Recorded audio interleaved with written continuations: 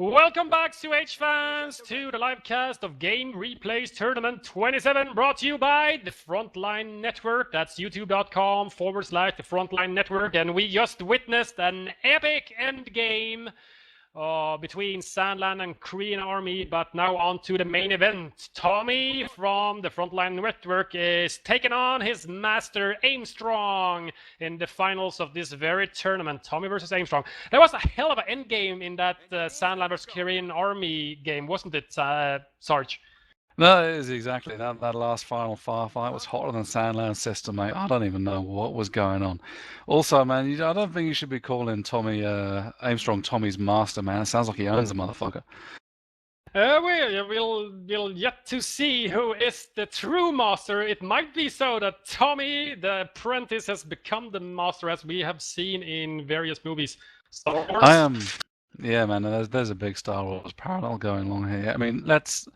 Real talk for a second. You cannot underestimate Aimstrong. Aimstrong has been playing in COH tournaments probably longer than I've been fucking casting them, and I've been casting them a long fucking time. But also, I've seen Tommy work a lot, and Tommy is not someone to be underestimated. I still have traumatic memories of his Operation Market Garden and 3 Sniper Army. I don't even want to talk about it.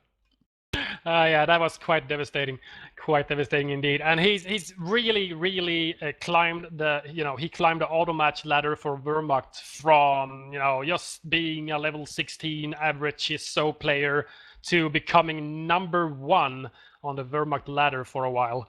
He was battling it out, I think, with Alyash and Magpies for the #1 position on the ladder. And he managed to take it after a while. After playing a metric ton of games, he managed to snatch that spot. Nothing but hard work to get there. It requires concentration, it requires dedication, it requires you to think smart. So let's not fucking underestimate the achievement now. Yeah, it is a large achievement, and I respect him for that. And he's a great analyst. He's a great asset to me on the Frontline Network. We have a nice combination going there, I think. I'm glad you kind of got that soppy stuff out of the way, because you're just going to spend the next fucking hour and a half or whatever, how long this turns out to be, destroying what he's doing. Oh, why'd you put the sniper? Oh, why'd you put him as what the fuck are you doing? Come on, Tommy, don't lose again. Exactly. But yeah, it's going to be an epic series. It's a best of 5, and we start off on Semois, and we're starting off with Tommy as the Wehrmacht player and Aimstrong as his US. I've been tuning into a few live streams today, and I saw Inverse's live stream. Inverse versus Aimstrong. Not to exactly remember what game it was. I think it was game 1. And then Aimstrong played Americans. In game 2, he played Wehrmacht, and he won as Americans and lost as his very, very strong Wehrmacht playstyle against Inverse. So that was very interesting. And then he had choice, because in the first game when he played US against Inverse, he won 500-0. Aimstrong Inverse threw the towel in after a while, after losing many units and etc. So he had choice, and Aimstrong chooses US, and I go, what the fuck just happened? Interesting indeed.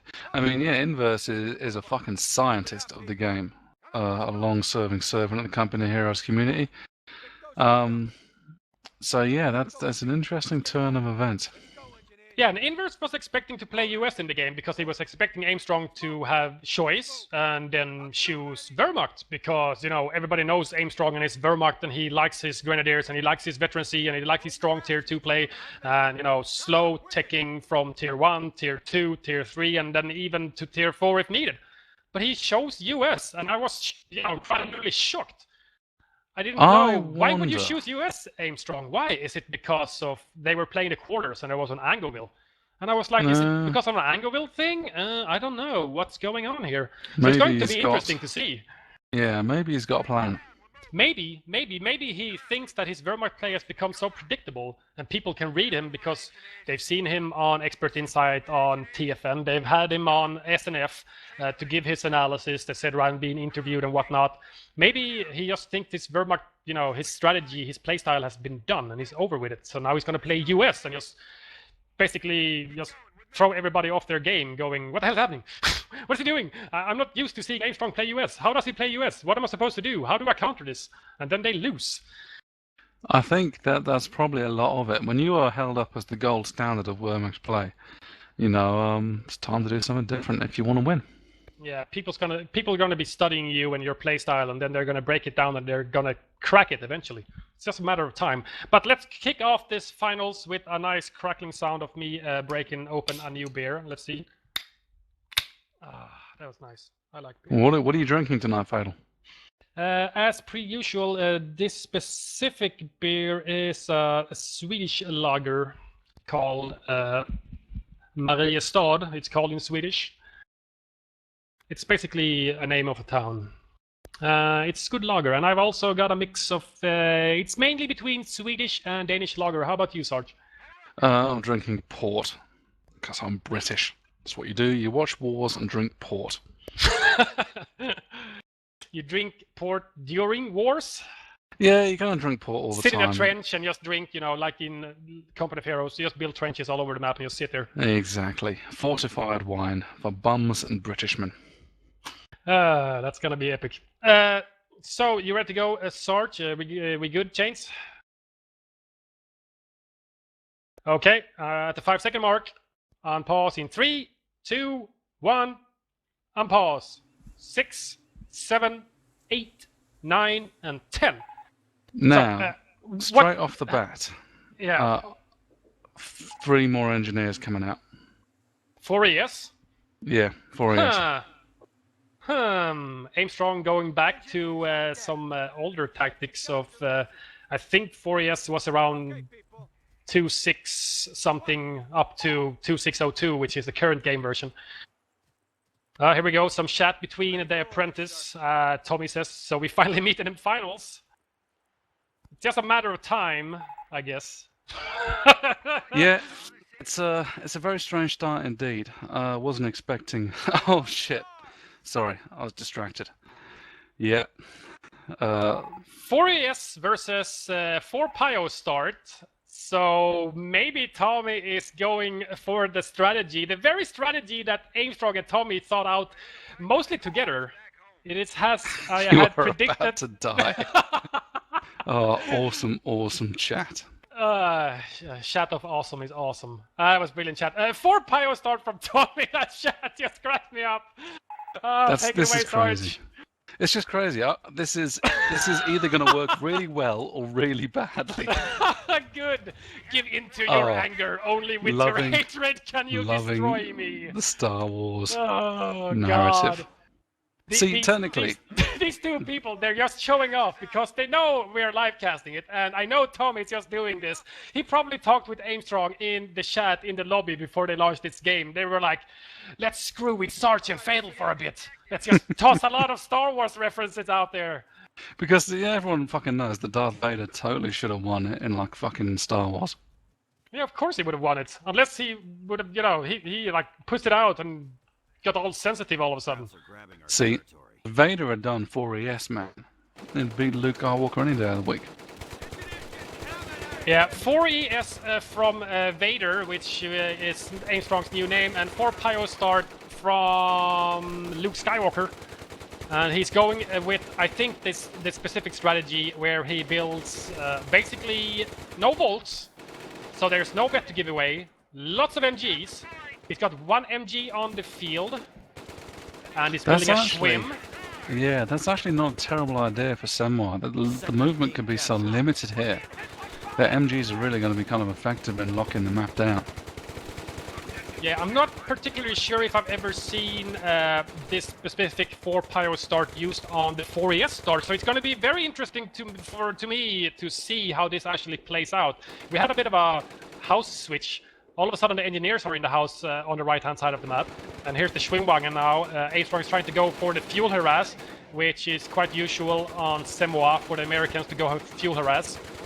Yeah, the Schwim will keep that fuel secured for a little bit. He's not going to be able to cap. Here comes the Schwimwagen. He's going to try to go support his Pios on the left-hand side. Sees the engineers trying to go for the fuel harass. There we go. Opens up on the Pioneers. At the same time, we do have the first Rifleman squad out from Aimstrong. Forces off the first MG. It's actually the second Rifleman squad. Second rifle. Where's the first one? I just see engineers everywhere. Okay, yeah, the second one's by the cutoff. By the access cutoff, decapping now. Interesting.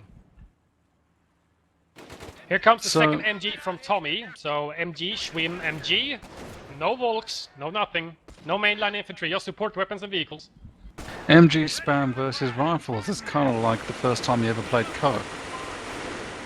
Yeah, I remember back in the day playing old VCO, pre-TOW, TOV, pre-OF, pre-everything. Pre-retail, actually, also. I played the beta, it was just like, MGs are so awesome. I'm gonna build a load of MGs! More MGs. And it's got to be said, it seems like this is working out slightly better for Aimstrong right now. His map control's looking good. His early engagements haven't been too bad, and with the double rifles, he's got more mobile, offensive firepower. Tommy's definitely going to be in a defensive stature for this early portion of the game. Yeah, Tommy calls it the Wehrmacht cube, where you take the right-hand side, you know, all the way over to the right-hand 60 munitions in the middle of the map, and then you extend yourself to the +5 munitions to the left of the church, and then you sit in this cube of defense, of Wehrmacht defense, with a lot of MGs and stuff, and then you just camp your ass off. And basically, eventually, you move for the cutoff. And talking of cutoffs, the Axis are off the +10 fuel outside of their base. Aimstrong has been very effective dodging the MG setup there, and those engineers just hanging out to see what's what. Yeah, the MG right now outside of Tommy's base is just wasting time. He's waiting for that engineer and loses a Pio on retreat to the measly grease guns on the engineers. I wonder who wins, the 2 MG support gunners on the MG crew or an engineer squad. It seems like the fuel situation isn't too bad. Tommy's actually been able to decap Aimstrong's +10 fuel, and looks like he might be able to connect it pretty soon as well. He loses the munitions on the bottom right of the map, and he won't get it connected, but he's gonna steal it from Aimstrong. But at the same time he loses his own, so no player with fuel. Yep, it's a tricky situation. Tommy actually has no fuel except for the normal +5, which you always get. He doesn't have the fuel compared to Aimstrong. He has the fuel on the left-hand side of the map. And Tommy Sniper's up now, putting in work. And yeah, there's no real viable hard counter available at the moment. Ooh, WSC going up. So take that back, Sniper will be arriving shortly. Yeah, I've seen Aimstrong's, not specific 4ES start like this, but he tends to go WSC. Aimstrong is really, I saw some of his streams where he had practice games, I think against Fireball, Alyash, and his sniper micro is quite literally quite divine. It's insane. Yep. It's pretty mad. Very sneaky MG nest goes up at the Wehrmacht fuel, and it's actually finished before the MG comes there to stop the engineers from building it. So now Tommy is in a bit of a pickle. He has an MG nest covering his fuel. He wants his fuel, but he can't get it. Yeah, that's actually a real bugger to deal with. I mean, I guess he's going to have to send the pack over there as soon as he finishes that Krieg's barracks. Yeah, honestly, when's the last time you saw an early MG nest in tournament play? I saw it, I think, Aimstrong... what did he do? Against JVM on Longra, I think he placed an MG nest to cover his own cutoff. You know, standard tournament positions on Longra. He built an MG nest and everybody went, what the hell is going on? And I'm kind of wondering the same thing now. You know, this is not guarding his cutoff. This is guarding the enemy fuel, which is not a bad idea. But still, MG nests, you just don't see that anymore. Nope. Well, I think the reason is Aimstrong's got so much resources. He is building a sniper now, but he's floating 107 fuel. Yeah, and I think Aimstrong is on to Tommy here. He's seen just MGs and Schwimms and lots of Pios. So going WSC against this is not a bad idea, especially if Tommy decides to transition into Grens, which he's building right now. If he's just building 1 or 2, maybe not that, but if he's going to build his whole mainline infantry army on Grens, allied snipers are going to be a problem. Grens are expensive. Yep.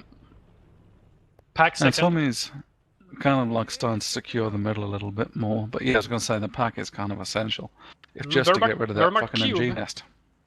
Yep. Yeah, he just needs to break the MG nest and get his fuel back. Aimstrong has some engineers and rifles guarding it, though. I think he's gonna expect Tommy to do exact that. put a pack there, or maybe get a Shrek in and flank it. So he wants to guard it somewhat, just to be even more of an annoyance. But Tommy technically doesn't really need the fuel.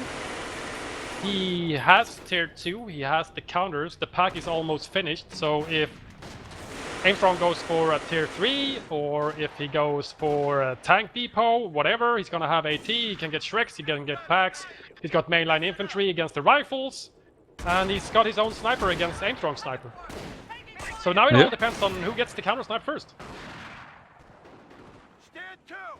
Oh, minesweepers are up as well, spotting those mines in the center, very nice. The second time he sets it now. He spotted the one that was planted in the exact same position before from Tommy. He couldn't sweep it, however, but he destroyed it by shooting at it with his rifles.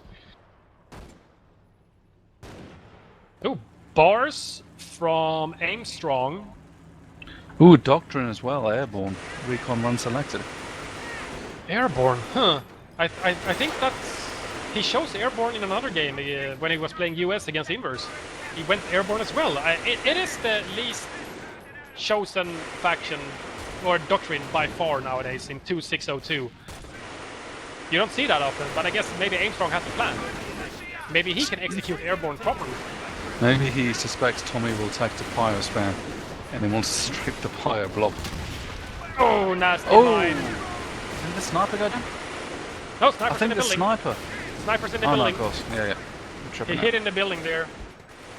Tommy's Wehrmacht Cube is trying to keep this. He's got MGs everywhere, overlapping each other, shooting at rifles in buildings all over the place. The Schweinbauer is trying to backpedal away. We got some nice grand grenade prediction of where Aimstrong was going, but Aimstrong easily dodges it.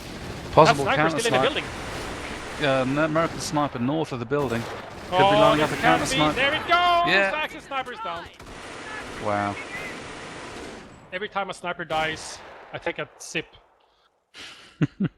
So I'm probably going to drink like 2 sips today, because it doesn't happen that often. So yeah, it's interesting. Tommy had a lot of units left on the field after that engagement. He lost a lot of stuff, but it didn't feel like he was really pushed off the area.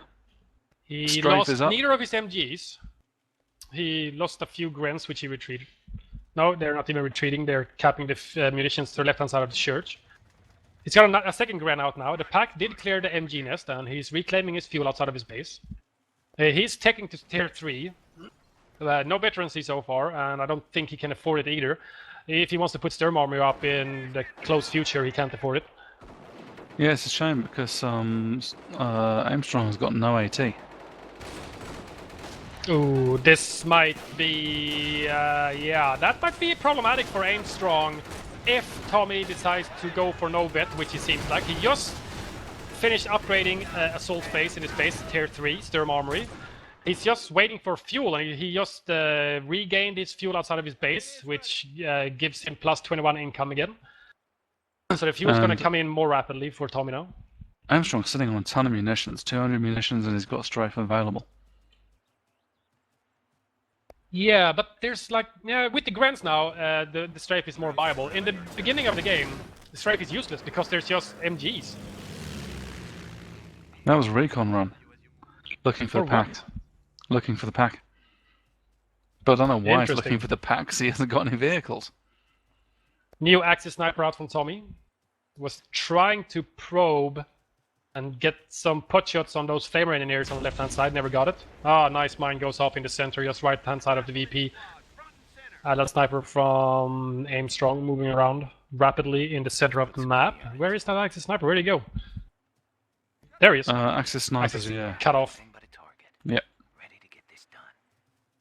So, sniper fights again. See if Tommy is just gonna wait for it. I'm not sure if that recon run spotted the Axis sniper, did it? No, I don't think it did. It's also worth noting VPs are still pretty even. Ooh, it's probably going to fire again. Tommy, get ready. I'm not sure. What's the sniper aiming for? Oh no! Oh no! Oh, he gets decloaked. Revealed. Retreat. Yeah, has to retreat through. No counter snipe. He's running. He's taking bar fire. Counter snipe misses. Oh, sniper goes down on retreat. Another nice mine. Messing those rifles up, but overall, Tommy's taken a bit of a hammering in that last engagement. 2 snipers down. That's 7. He's now lost. Just decapping you all over the place on the right-hand side. You And cannot building stop me. And building a tank depot. Join the dark side. The enemy stands at TD, 300 points. classic Aimstrong US. Yep. He's been doing that. How Quite a many lot units recently. is? How many? What's Tommy's army composition looking like right now? Well, he's got one MG left. He got one stolen. He got the 2 Grens. I think he just rebuilt a Pio. He's got 2 Pios, or maybe, you know, from his 4 Pio opening, yes. Yeah, he has two Pios remaining. Look at Aimstrong using his sniper uncloaked. They're asking for drop 0 fucks given. Is that the same sniper? He's only got 4 kills. Yep, but 2 of them are snipers. No, they weren't. I'm lying. That's true. One of them is a sniper. Ooh, Yeah, didn't one. want to retreat that way. Look at the difference in damage output between Grens and Bars, though. No hope of killing that retreating sniper. No hope at all. Yeah, you know, spray and pray is better on retreating snipers than just single bullets fired, I guess. Stolen bar on the Pios. Yep. I remember seeing this in a previous game where Pios had bars and they were epic. They were also bet 3, but they were epic. Yeah, these ones aren't bet 3. If they stay in that green cover, they're going to get toasted. And they're not epic whatsoever. No. And just look at the map. I mean, Here we go, first Puma. What's the Aimstrong's TD building? really. Hellcat just popped at the same time as the Puma. Aww. Hard Yeah, this counter. is disastrous for Tommy, I must say, Yeah. right now. He got countered. You know, that Puma was on the field for maybe 10 seconds before the Hellcat came onto the field. Instant And he's counter. just got that road. He's going to zip up that road, say hello Puma, and that's it. Yeah, that's most likely just going to be game. Tommy doesn't really have anything else to throw at him. He could get Stug now, but that just means that Hellcat Aimstrong's going misses. to get more Hellcats. Hellcat misses again. Fail cat. Fail cat. You know, Hellcats are AT tanks, but they don't really hit vehicles as reliably as they hit infantry sometimes, which is quite... And look at it. The obviously Hellcat knows retarded. exactly where the pack is. Knows he can't pull around that house. He Maybe might he just risk it doesn't. anyway. He wants to get the killing shot. Pack misfires. Get a nice shot on it. He's trying to get the killing shot. He's hiding behind a little shed. Here we go. He's trying to hide from the line of sight Oh, of... 5%. Look at him sniping that MG crew. Oh, strafe! He's strafed. Take out the pack and the Puma! Strafe on the Puma! Oh, who said airborne wasn't that good anymore? That's I stand crazy. I've corrected. never seen a strafe kill a Puma before. And due to the strafe dodgy multiplier thing, it also decreased the pack, and there is literally no AT from Tommy. He could afford buying a Shrek if he wanted. And the Stug is now on the field, but that Puma is mercilessly getting hunted by the Hellcat. And Yeah, map that control is Stug not is- in Tommy's favor. Ah, there it goes. That Stug is no match for the Hellcat. As long as Aimstrong micros crackle, it should present Properly no micro, threat yeah. at all. Here's the Shrek, long range, boom! In the rear armor of the Hellcat. Dang. Does not even care and just keeps on rolling. Scatter shot His hit the rear rear armor armor. of the Stug. That was a scatter shot, I swear. I don't think it was in the line of sight of the Hellcat. He was shooting at the Grens and missed, and then hit the massive model of the Stug. Look at these barred Pios. They're like heroic as hell, and Tommy throws in the towel. I guess he thinks this is just going to be a drawn-out engagement, and he's eventually just going to lose.